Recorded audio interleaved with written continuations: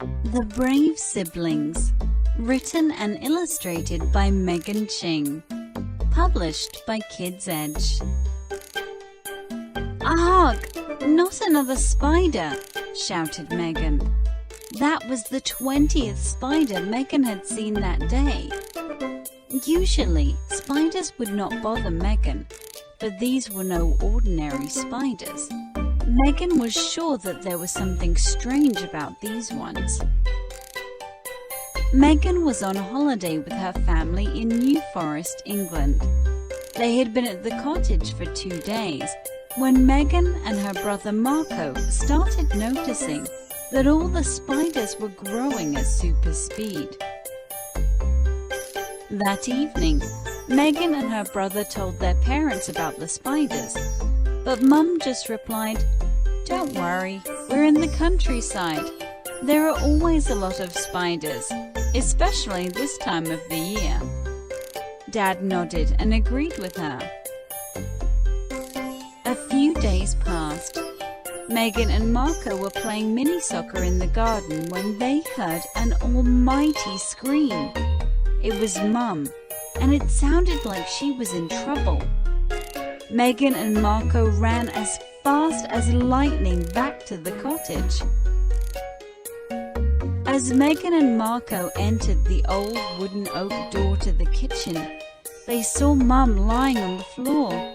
She was rolling around in pain, holding her leg. "Mum, are you okay? What happened?" asked Megan as she knelt down next to her mum. "I don't know what's wrong. I just felt a sharp pain and fell on the ground," cried Mum. Megan looked at Mum and noticed 2 red marks. Then Mum passed out. "Mum! Mum!" Megan cried, but there was no response. "Marco, call and tell the ambulance to come as quick as they can," Megan shouted. "Tell them that Mum has been bitten by a spider and she's passed out." Marco dialed 999 and he told them about his mum. "What is your address?" asked the doctor. Marco gave the address. Then the doctor told him an ambulance was on its way. "It should be there in 8 minutes. Is there anyone with you?" "Yes, my sister is looking after my mum." "Great. Now listen to my instructions." Marco told Megan the doctor's instructions. First, wash the bite with soap and water. Megan quickly did this. Then Marco shouted, "Megan, get a chair and put Mum's leg on it. It will stop the venom from spreading."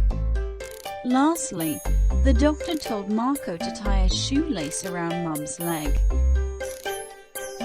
Megan had just finished tying her shoelace around Mum's leg when the ambulance team arrived. There was a big commotion in the kitchen. Then Mum was carried into the ambulance. Megan looked at Marco with worried eyes. "I hope she is okay," said Megan. The 10-minute journey to the hospital went in a blur. All Megan remembered were the sounds of the sirens and the blue flashing lights. As soon as they got to the hospital, Mum was whisked away. That's when Dad arrived, and Megan and Marco told him the story. Hours passed.